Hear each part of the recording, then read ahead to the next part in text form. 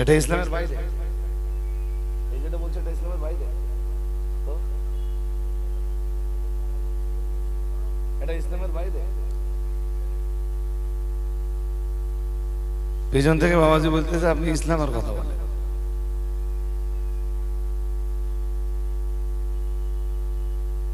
এটা ইসলামের বাইরে বলে মনে হয়।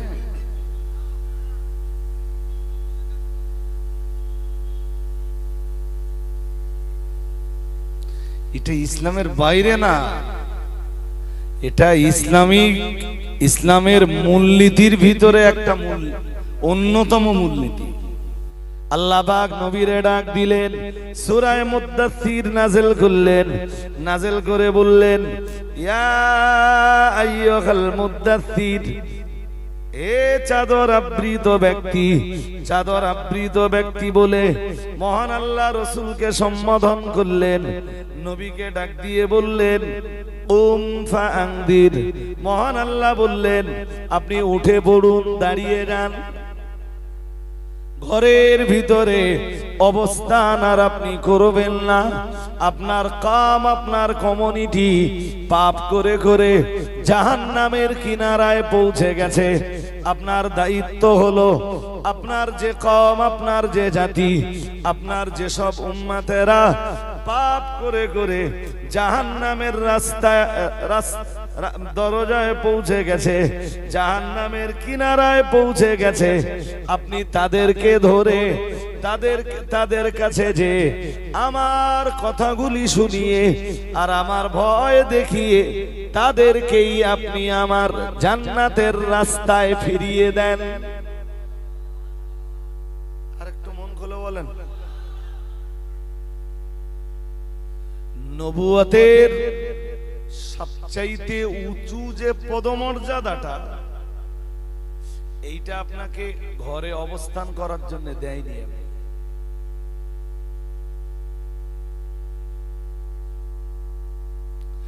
নবুয়তের সবচাইতে উঁচু মাকামটা গৃহ অভ্যন্তরে অবস্থান করার জন্য আপনাকে দেয়নি। কুম, উঠুন, মানুষকে ভয় দেখা, আমার দিকে মানুষকে ডাকুন।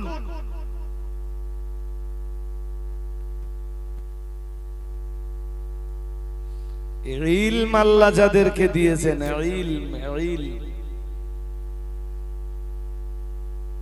ঘরের ভিতরে শুয়ে থাকার জন্য আল্লাহ তাদের ইলম দেয়নি।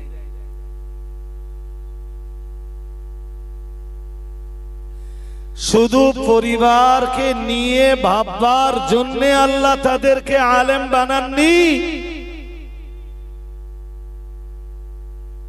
ওঠো,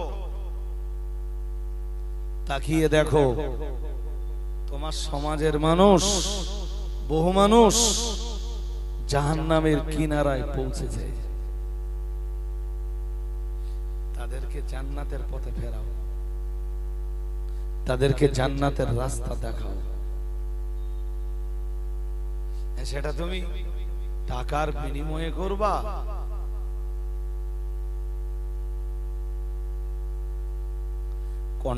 কন্ট্রাক্ট চুক্তি করে করবা না। তোমার দায়িত্বটা যথাযথ পালনের পরে জনগণ সন্তুষ্ট চিত্তে কিছু দিলে সেইটা তুমি গ্রহণ করবা। কোন রাস্তায় হাঁটবা সেটা তোমার ব্যাপার, কিন্তু দায়িত্ব তোমাকে পালন করতে হবে।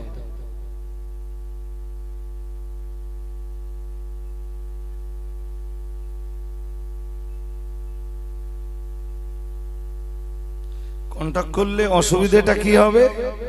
কন্ট্রাক্টের ফলে যে অসুবিধাটা হবে সেটা হলো, ধরুন আমার ফিস 2 ঘন্টায় যদি 40,000 হয়,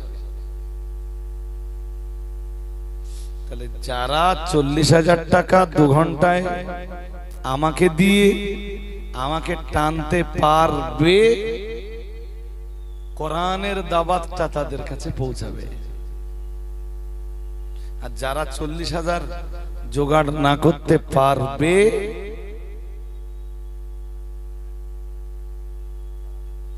তাদের কাছে দাওয়াতটা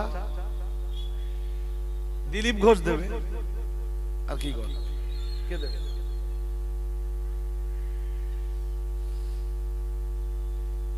আলেম ওলামা সবাই যদি কেউ 30, কেউ 40, কেউ 50 আর কেউ 20 একটা ভিজিট পেতে দেয়, একটা ফিস যদি নির্ধারণ করে দেয়, দিতে পারে।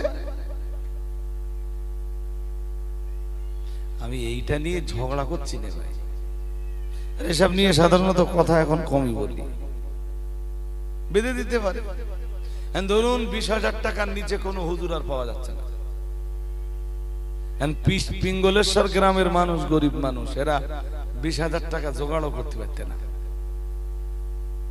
পিঙ্গলেশ্বরের দিনের দাবাত পৌঁছাবে না।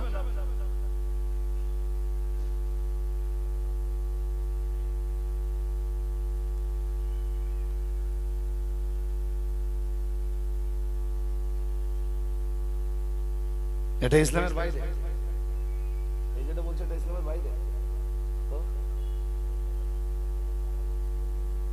এটা ইসলামের বাইরে।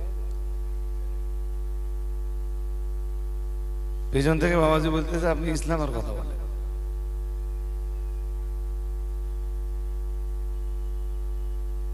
এটা ইসলামের বাইরে বলে মনে হয়।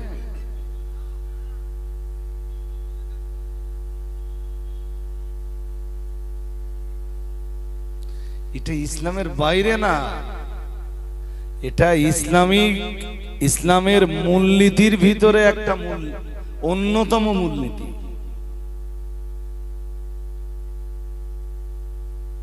যে যারা দিন প্রচার করবেন তাদের নীতি নৈতিকতা কেমন হবে।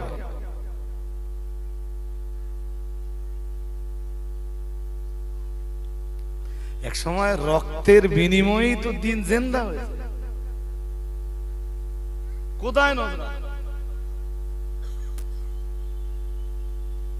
রাসূল যখন দেখলেন যে মক্কাতে দিন প্রচারের নো কন্ডিশন, চাচা আবু তালেবও বিদায় নিয়েছেন।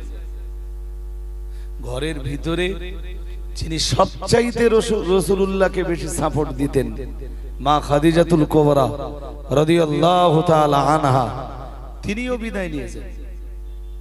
বাইরে সবচেয়ে বেশি 42 বছর ধরে যিনি সাপোর্ট করেছেন চাচা আবু তালেব, তিনিও চলে গেছেন। মক্কায় তখন এমন এক কন্ডিশন যে মক্কার মাটিতে রাসূলের জন্য দিন প্রচার করা খুব কঠিন হয়ে পড়েছে। রাসূল ভাবলেন কদিনের জন্য একটু তায়েফে যাই। তায়েফ হযরত যায়েদ বিন হারেসাকে সঙ্গে নিয়ে রাসূল তায়েফে গেলেন। 10 দিন সেখানে থাকলেন। তায়েফে সব নেতাদের বাড়িতে বাড়িতে গেলেন, দিন নিয়ে আলোচনা করলেন, ইসলাম নিয়ে আলোচনা করলেন, কোরআনুল কারীমের মেসেজগুলো নিয়ে আলোচনা করলেন।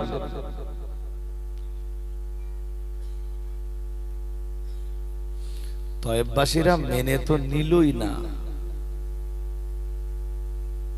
আসলে এইটা রাসূলুল্লাহ সম্ভবত বুঝে উঠতে পারেননি যে আমি ফিরে যাবার দিন ওরা আমায় মারবে। ওরা এই 9 দিনের ভিতরে রাসূলের দেহে কোনো অত্যাচার করেনি। তায়েফের নেতারা তো তায়েফবাসীদের খেপিয়ে দিল। যেদিন রাসূলুল্লাহ ফিরছেন, ফিরবার পথে দেখলেন দুধারে, রাস্তার দুধারে সব হাতে পাথর নিয়ে দাঁড়িয়ে আছে।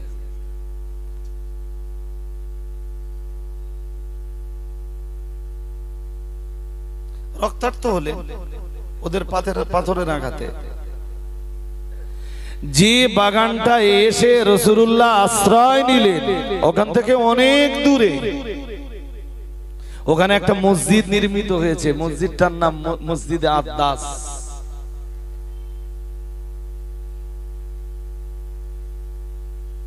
আদ্দাস কে জানেন?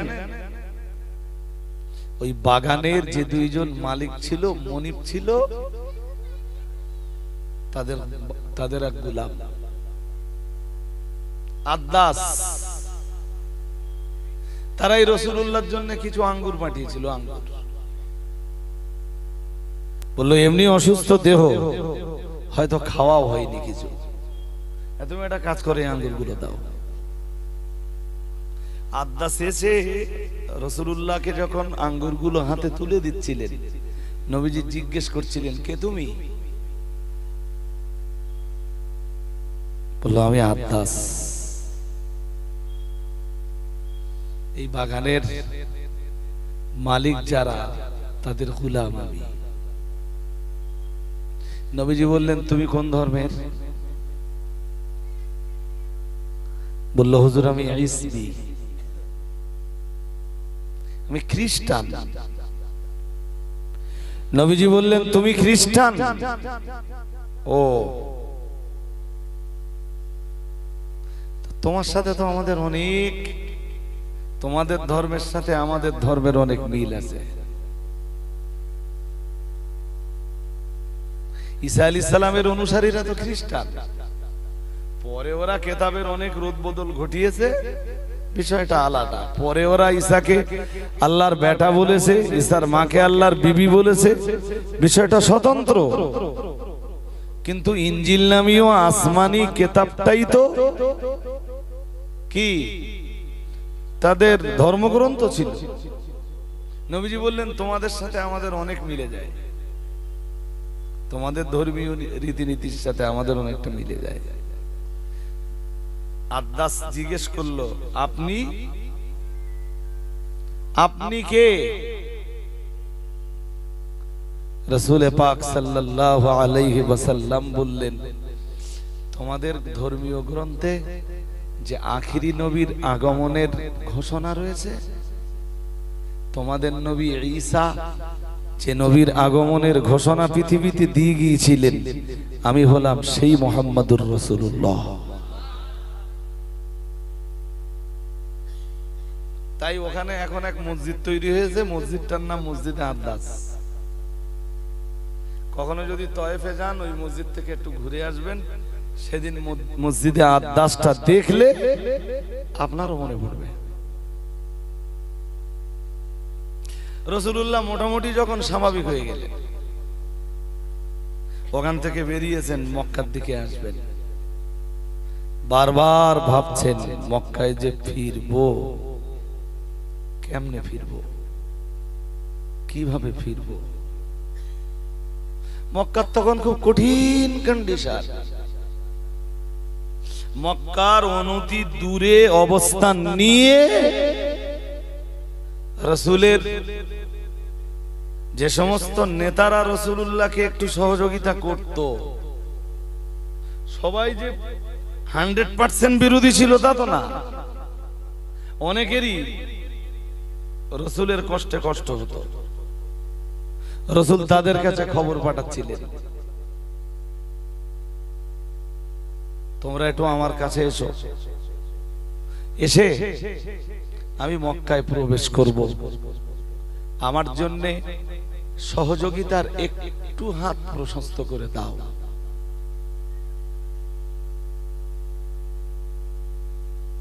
তয়েফে গেলেন, সেখানে মার খেলেন, রক্ত ঝরল, পা দুটো, পায়ের যে জুতো ছিল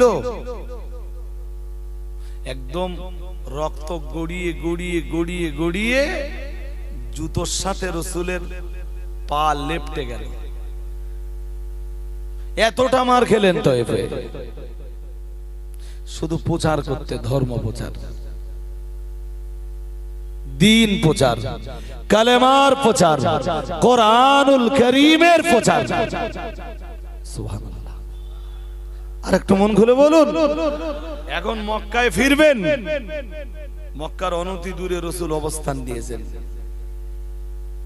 কোন কন্ডিশনে ফিরবেন, কিভাবে ফিরবেন তার রাস্তা তৈরি করছেন। আমাদের তো কোনো কষ্ট হয় না, কই কষ্ট হয়? হ্যাঁ, 2 ঘন্টা ওয়াজ করতে, একভাবে কথা বলতে গেলে কিছু কষ্ট আছে, তো রক্ত তো আমাদের দিতে হয়নি। মারমুখী পরিবেশের সম্মুখীন তো আমাদের হতে হয়নি। যুদ্ধের ময়দানে আমাদের তো নামতে হয়নি। বয়কট তো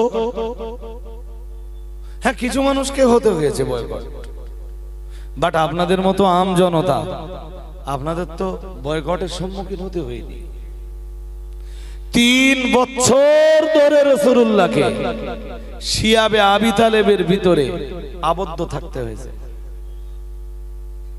রাসূলুল্লাহকে, সাহাবীদেরকে, রাসূলের হালিফ যারা ছিল তাদের সবাইকে 3 বছর আটকে থাকতে হয়েছে। শুধু কষ্ট হয়নি বলেই আমাদের দিনের কাজ কম হয়।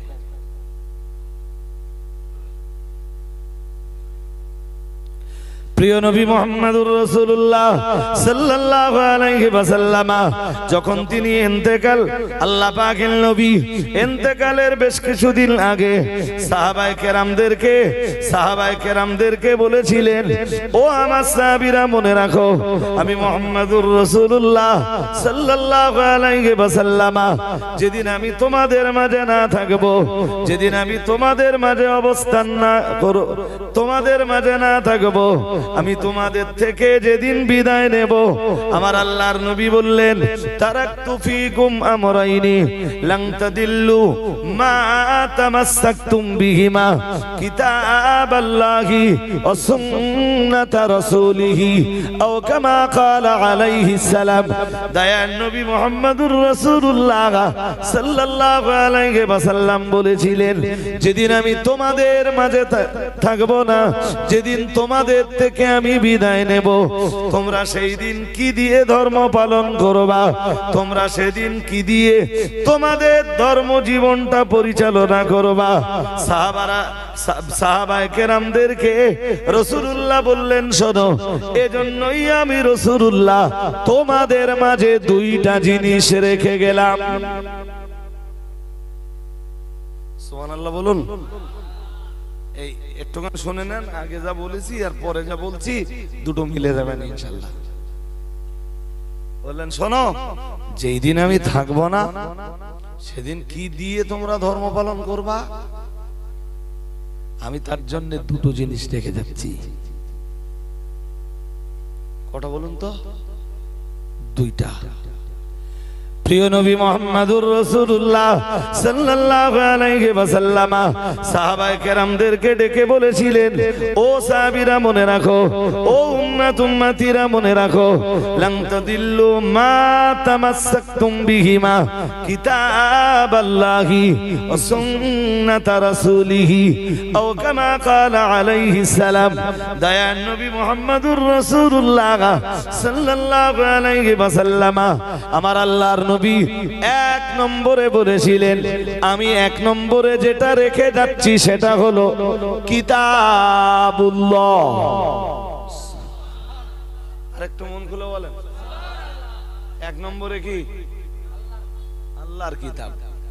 আপনারা বুঝতেই পারতেছেন কিতাবুল্লাহ কি? আল্লাহর কিতাব, আল্লাহর কোরআনুল কারীম। সবাই একটু আওয়াজ দিয়ে বলেন,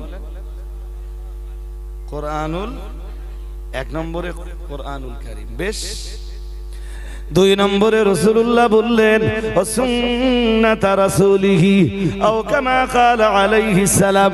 প্রিয় নবী মুহাম্মদুর রাসূলুল্লাহ সাল্লাল্লাহু আলাইহি ওয়াসাল্লাম নবী আমার বলেছিলেন, যেদিন আমি তোমাদের মাঝে থাকব না, আল্লাহর কোরআনে যদি তোমরা কোনো সমস্যার সমাধান না খুঁজে পাও, 2 নম্বরে অবশ্যই আমার সুন্নাতের ভিতরে ওই সমস্যা সমাধানের রাস্তা তোমরা খুঁজে বেড়াবে।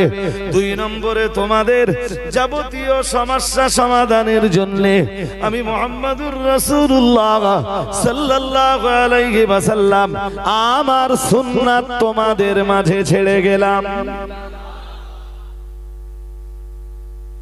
তাহলে 1 নম্বরে কি? কিতাবুল্লাহ। 2 নম্বরে সুন্নাতু রাসূলিল্লাহ। সুন্নাতু, হ্যাঁ মোটামুটি যদি ব্যাকরণ দিয়ে ঠিকঠাক বলেন তাহলে ওই রকমই হবে, সুন্নাতু রাসূলিল্লাহ, আল্লাহর রাসূলের সুন্নাত। আল্লাহর না, হাদিস বললে আবার আলে হাদিসটা সুযোগ খুঁজবে। হাদিস বললে কারা সুযোগ খুঁজবে? কথা বুঝতে পারেননি? ওরা কি বলবে? বলে আমরাই ঠিক আছি কারণ আমরা আলে হাদিস। আর যখন আপনি বলবেন যে কিতাবুল্লাহ আর সুন্নাতু রাসূলিল্লাহ, তখন ওরা লাইন পাবে না, ওরা টাওয়ার পাবে না। কেমনে পাবে না? সুন্নাতে রাসূলের অনুসরণ যারাই করবে পৃথিবীতে, তারাই আবার আহলুস সুন্নাহ ওয়াল জামাআহ নামে পরিচিত হবে। আমার কথা বুঝতে পারেননি? আহলে হাদিস মানে হাদিসওয়ালা, আহলে হাদিস মানে জোর করে বলেন হাদিসওয়ালা, আর আহলুস সুন্নাহ মানে সুন্নাতওয়ালা। আহলুস সুন্নাত মানে সুন্নাতওয়ালা। তা নবী যেই দুই জিনিস পৃথিবীতে রেখে যাচ্ছিলেন, তাতে নবীজি আমাদেরকে হাদিসওয়ালা হতে, হাদিসওয়ালা হওয়ার দিকে ইঙ্গিত দিচ্ছিলেন না সুন্নাতওয়ালা হওয়ার দিকে ইঙ্গিত দিচ্ছিলেন। এই কারণে আমরা কি জানেন? আমরা আহলুল হাদিস নই, আমরা আহলুস সুন্নাহ। আহলুস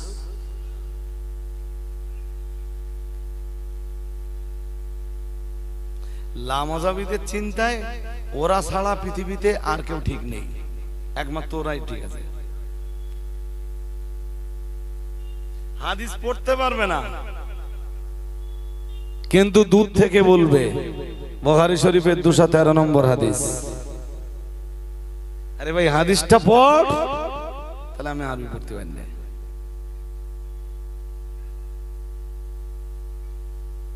আমার কথা বুঝতে পারেননি? পেরেছেন কি? হাদিসটা পড়, তাহলে আমি পড়তে পারি না। দুটো তিনটে কথা আপনাদের বলে দেই আজকে, এই যে আমার দিকে খুব গভীর মনোযোগ দিয়ে আমার কথা শুনতে। প্রথম কথা, বুখারী শরীফ পৃথিবীর আলেমদের কাছে এতটাই সমাদৃত যে কোরআনের পরে বুখারীর মর্যাদা। কোরআনের পরে জোর করে বলেন তো, বুখারীর মর্যাদা। এক্সিলেন্ট, এক্সিলেন্ট, আলহামদুলিল্লাহ, আলহামদুলিল্লাহ। তো আমি এই হাদিস কি আর সুন্নাত কি এটা একটু পরে বলে দিচ্ছি। এক্ষুনি যেটা বলছি একটু মন দিয়ে শোনেন। সারা পৃথিবীর সব মাদ্রাসাগুলোতে বুখারী আছে, আছে না নেই? আছে তো। আর বুখারী না পড়ে কোনো ছেলে মৌলানা হয় না। সব জায়গার সিস্টেম, সরকারি বেসরকারি, হ্যাঁ, হানাফি, শাফেঈ, মালিকি, হাম্বলি, মুহাম্মাদি, লামাজাবি, যত দল মতবাদ আছে, এদের আবার যত মাদ্রাসা আছে, সব মাদ্রাসায় বুখারী পড়ানো হয়। জামিয়ায় যদি বুখারী পড়ানো হয়, খাদিজায় যদি বুখারী পড়ানো হয়, আপনি জামপুরে যাবেন ওখানেও বুখারী পড়ানো হয়, কালিকাপুরে যাবেন ওখানেও বুখারী পড়ানো হয়, আপনি আমিনপুর মাদ্রাসায় যাবেন যেটা খারিজি আছে, ওদেরও বুখারী পড়ানো হয়, আপনি তেতুলিয়া মাদ্রাসায় যাবেন যেটা বয়লা তেতুলিয়া বারাসাত, ওখানে যাবেন ওখানেও পড়ানো হয়। কলকাতা এয়ারপোর্টের উল্টো দিকে বাগড়া মাদ্রাসা যেটা, ওখানে যাবেন ওখানেও বুখারী পড়ানো হয়। বর্ধমানের মেমোরিতে যাবেন বুখারী পড়ানো হয়। পাঁশকুড়া মাদ্রাসায় যাবেন বুখারী পড়ানো হয়। বুখারী না পড়লে কোনো ছেলে মৌলানা হবে না। ঘুম পাচ্ছে নাকি এক্ষুনি? পায় না তো? এবার একটা ভাইটাল কথা বলবো, চলুন। বুখারী শরীফ যারা, বুখারী শরীফের দার্স যারা দেয়, যারা নেয়, তাদের কথা আগে বলছি। বুখারী শরীফের দার্স যারা দেন, আপনি আপ টু দেওবন্দে যান, আপনি মিশরে যান, আপনি সৌদি আরবে যান, সৌদি আরবে বুখারীর যারা দার্স দেয়, তারা বুখারী শরীফের দার্স দেওয়ার জন্য বা বুখারী শরীফ পড়ানোর জন্য যে সারাগুলো যে বুখারী শরীফের যে ব্যাখ্যা গ্রন্থ বোঝেন তো? আরে হ্যাঁ না বলেন। আরে আমাদের ঘরে ছোট ছোট বাচ্চারা যখন ওই ক্লাস 3-4 পড়তো তখন ওরা ছাত্র বন্ধু বুঝতো না? আরে হ্যাঁ না বলেন।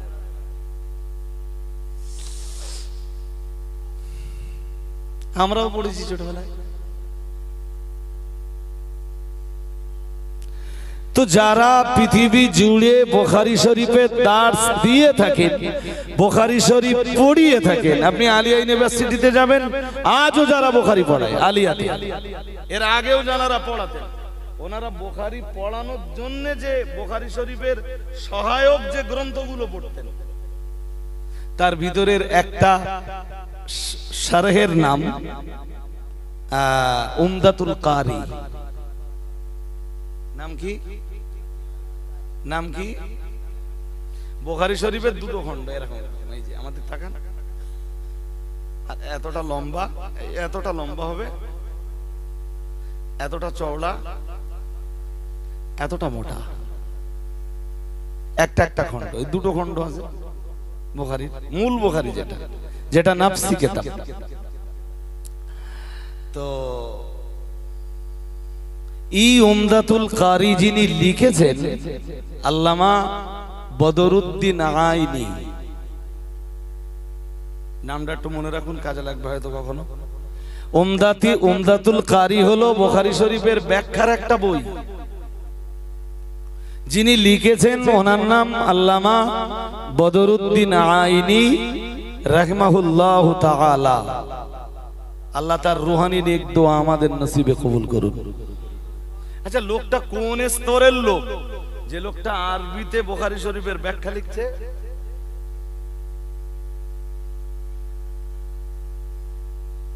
বেশ, এখনো শেষ হয়নি আমার বলা।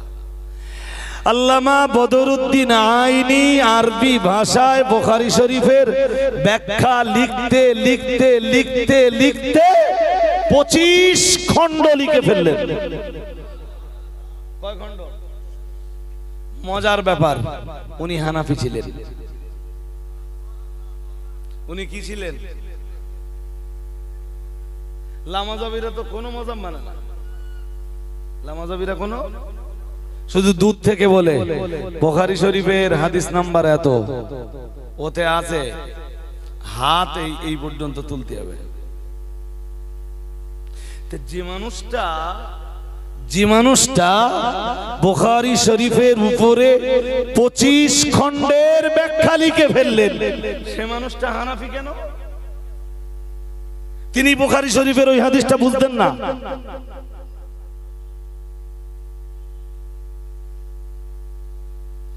তিনি ইমাম আযম আবু হানিফার মাযহাব মেনে চলতেন কেন? তুমি বুখারী এত বেশি বুঝে ফেলেছো যে বুঝতে সব মাযহাব ছেড়ে দিয়ে তুমি এখন হয়ে গেছো লামাযাবি। আমার কথা বুঝতে অসুবিধা হচ্ছে? তাহলে এই কথাগুলো যদি আপনারা মনোযোগ দিয়ে না শুনতেন, আমি এই কথাটা বলে বোঝাতে পারতাম না।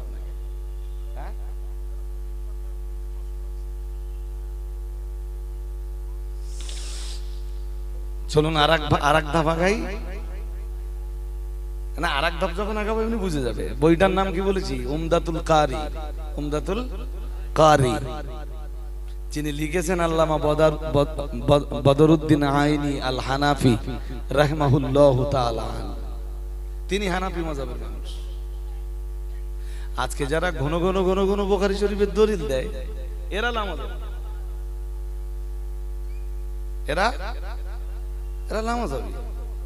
আর যিনি বুখারী শরীফের ব্যাখ্যা লিখছেন তিনি হানাফি। ওটা তো গেল একটা পর্যায়ে। বুখারী শরীফের আরেক ব্যাখ্যা গ্রন্থ দুনিয়ার তাম পৃথিবীর আলেমদের কাছে সমাদৃত। আপনি বুখারীর যে কোনো মুফতি সাহেব আসবেন তো, মুফতি সাহেব একসময় বুখারী পড়াতেন। জামিয়া যখন প্রথম ওপেন হয়, মুফতি সাহেব বুখারী শরীফ পড়ানোর মতো কাউকে না পেয়ে বুখারী শরীফের দার্স একদিন তিনি নিজেই দিতেন ছাত্রদের। সেই পিরিয়ডে একদিন আমার বাড়িতে আছেন রাত্রেবেলা, আমার বাড়িতে মানে আমার এই সঙ্গে যে বুড়োটা থাকে না, বুড়োর বাড়ি। তা আমারে বলছেন কাল সকাল তো পড়াতে হবে, আর পড়াতে গেলে পড়তেই হবে, পড়াতে গেলে পড়তেই হবে। তা আমার বলছেন বাড়ি বুখারী আছে, আল্লামা আছে, তাহলে বুখারীটা নিয়ে এসো। কোনটা নিয়ে আসো? তাহলে আওয়াল সানি দুটোই নিয়ে এসো, মানে প্রথম খণ্ড দ্বিতীয় খণ্ড দুটোই নিয়ে এসো। আমি আবার বুখারী দুটো নিয়ে গেলাম ওই রাত্রেবেলা।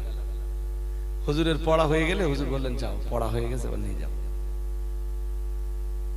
বুখারী শরীফের দর্স একদিন মুফতি সাহেব দিতেন, আপনি আসলে জিজ্ঞেস করবেন। বুখারী শরীফের আর এক দুরন্ত ব্যাখ্যা গ্রন্থের নাম ফাতহুল বারী। এত কথা আপনাদের মনে থাকবে না। ফাতহুল বারী, লেখক আল্লামা ইবনে হাজার আসকালানী রাহমাতুল্লাহ আলাইহি। কি নাম বলেছি বলুন? ইবনে হাজার আসকালানী রাহমাতুল্লাহ আলাইহি। ওনার নামের শেষে আর একটা কথা লেখা হয় জানেন? আল্লামা ইবনে হাজার আসকালানী আশ-শাফিঈ। দ্যাটস মিন উনিও শাফি মাযহাবের। तमाम পৃথিবীর আলেমরা বুখারী পড়াতে গেলে ফাতহুল বারী অনুসরণ করেন, উমদাতুল কারি নামীয় কিতাবটা পড়ে তারপরে বুখারী পড়ান। আর যাদের লিখে রেখে যাওয়া, মানে যারা এই উমদাতুল কারি, যারা এই ফাতহুল বারী নামীয় কিতাব লিখেছেন, তাদের একজন হলেন হানাফি মাযহাবের, আর একজন হলেন শাফি মাযহাবের। আর একটু মন খুলে বলুন, তুমি কোন যুক্তিতে বলো আমি লামাযাবি? বুখারী শরীফের ব্যাখ্যা গ্রন্থ যারা লিখলেন তারা বুখারী শরীফের হাদিস ভালো বুঝতে পারলেন না। তুমি এতই বেশি বুঝে গেলে যে বুঝতে বুঝতে বুঝতে বুঝতে তুমি কোন মাযহাব না নিয়ে পুরো লামাযাব হয়ে গেলে। আর বুখারী যারা বুঝতেন তাদের কেউ শাফিঈ, কেউ হানাফি, কেউ হাম্বলি, আর কেউ মালিকি। আমি না ছাড়লে তাই আদানটা দিলে ভালো করতো না?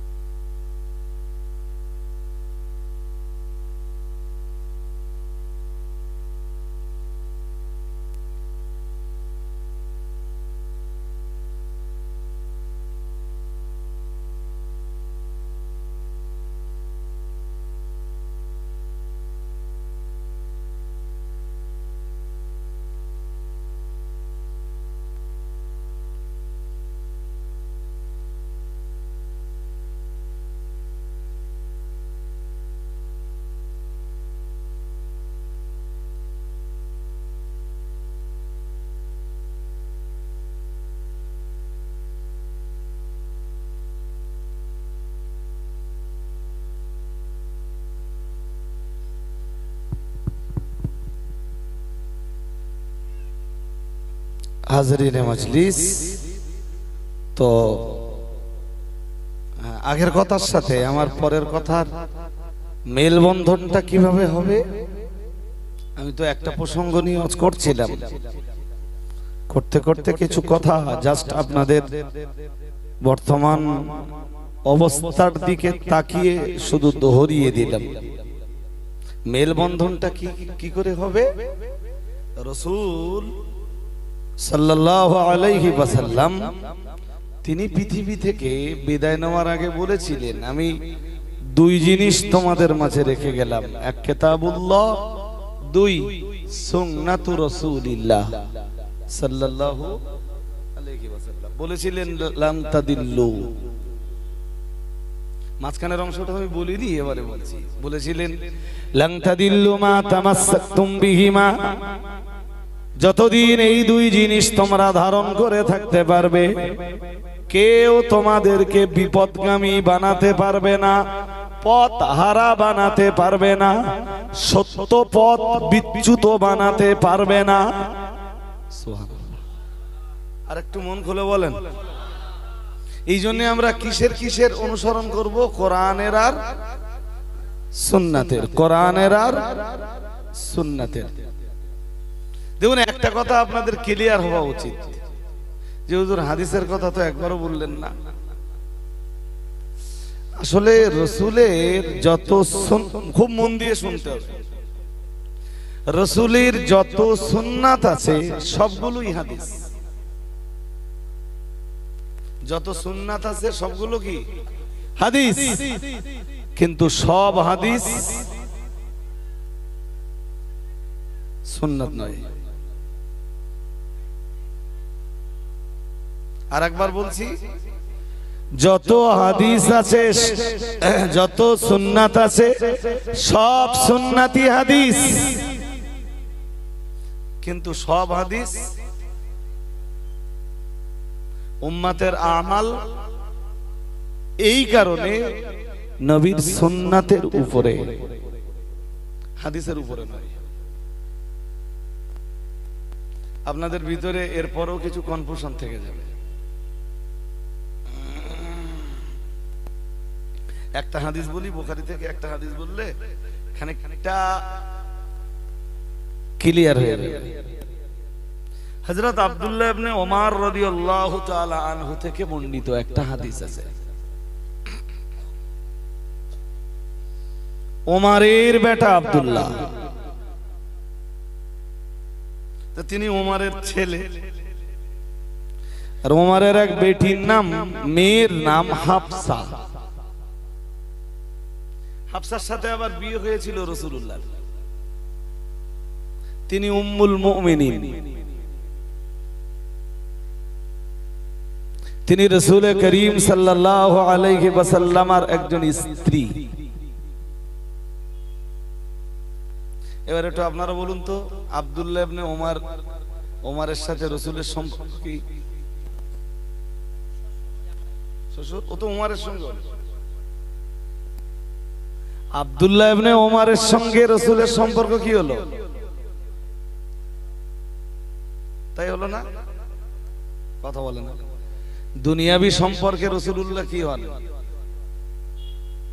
হ্যাঁ, তো বোনের বাড়িতে আব্দুল্লাহ ইবনে ওমর মাঝে মাঝে যাবে না? তো অন্যান্য দিনের মতো সেদিনও তিনি গেলেন, যে সোজা হযরত হাফসার ঘরের ছাদের উপরে উঠে গেলেন। আব্দুল্লাহ ইবনে ওমর বলেছেন, বুখারী শরীফের হাদিসে এসেছে, ইরতাকাইতু ফাওকা যাহরি হাফসাতা। ফাওকা মানে উপরে। কিসের উপরে? হযরত হাফসা রাদিয়াল্লাহু তাআলা আনহার ঘরের ছাদের উপরে আমি চড়ে গেলাম। ফাওকা বাইতি যাহরি হাফসাতা, হযরত হাফসার ঘরের ছাদের উপরে আমি চড়ে বসলাম। ফারাইতু রাসূলুল্লাহি সাল্লাল্লাহু আলাইহি ওয়াসাল্লাম, আর আমি ওখান থেকে রাসূলুল্লাহকে দেখতে পেলাম মুস্তাকবিলাল কিবলা। শুনছেন নাকি? রাসূলের মুখ কিবলার দিকে, আর তিনি ইয়াকদি হাজাতাহু, তিনি তার হাজাত পূরণ করছেন।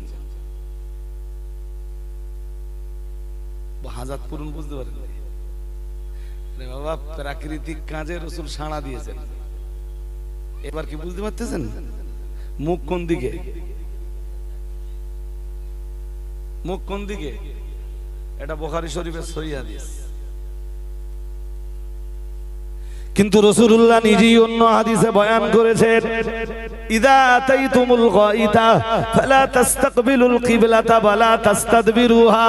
রাসূলুল্লাহ জানিয়েছেন, খবরদার খবরদার, তোমাদের যখন পেশাব পায়খানার প্রয়োজন হবে কিবলার দিকে মুখ করেও যেন বসবে না, কিবলার দিকে পিছনটা দিয়েও যেন বসবে না, সিনাটা কিবলার দিকে দিয়েও বসবে না, পিঠটাও কিবলার দিকে দিয়ে বসবে না। অথচ আব্দুল্লাহ ইবনে উমর দেখছেন যে রাসূলের সিনা কিবলার দিকে। হাদিস সহিহ। হাদিস হলেই কি আমলযোগ্য হবে? জোর করে বলেন না। হাদিস হলেই আমলযোগ্য হবে? এই জন্য সব হাদিস আমলযোগ্য নয়, কিন্তু সব সুন্নাতি আমলযোগ্য। আর একটু মন খুলে বলুন, উম্মতের আমাল রাসূলের হাদিসের উপরে নয়, উম্মতে মুহাম্মাদির আমাল রাসূলের সুন্নাতের উপর। আমার এই নিয়ে আজকে আর ডিসকাস করার মতো অবকাশ নেই। তাহলে রাসূল কয় জিনিস রেখে গেলেন? এক হাদিস, এই এক কোরআনুল কারীম, দুই সুন্নাহ। এক কোরআনুল কারীম, দুই সুন্নাহ। বললেন এই দুটোর অনুসরণ করলে কেউ তোমাদের গোমড়া বানাতে পারবে না। এই জন্য আমরা যারা দিনের দাওয়াত দিতে আসব, আমাদের কাজ হলো কোরআন সুন্নাহ নিয়ে আলোচনা করা, না কেসা কাহিনী। কিছু বলেন না, বলবেন তো কি নিয়ে আলোচনা হবে? কোরআন সুন্নাহ নিয়ে আলোচনা হবে, না শুধু জীবনী নিয়ে আলোচনা হবে? এইটা সাধারণ মানুষকে আমরা বোঝাতে অক্ষম হয়েছি। ত্রুটি বিচ্যুতি বেয়াদবি ক্ষমা করুন।